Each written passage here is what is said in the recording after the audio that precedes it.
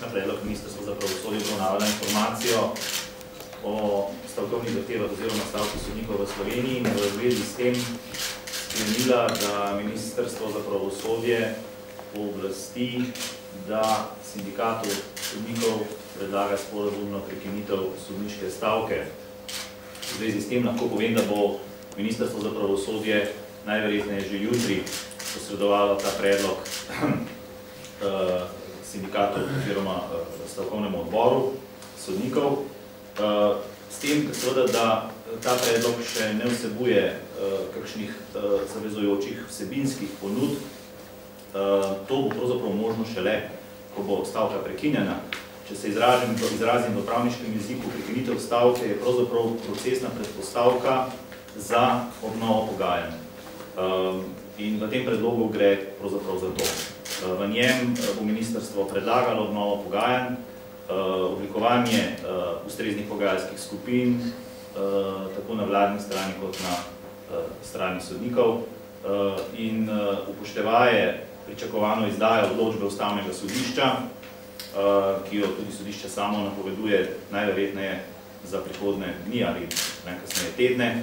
Potem seveda pride do druge faze, to pa je oblikovanje vsebinske ponudbe vladne strani in začetek ponovnih pogajanj s sodniki.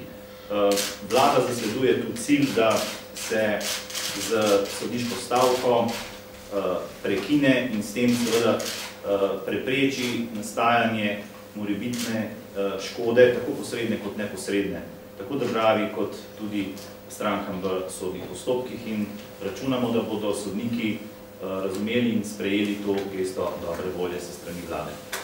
Prosim, vprašanje.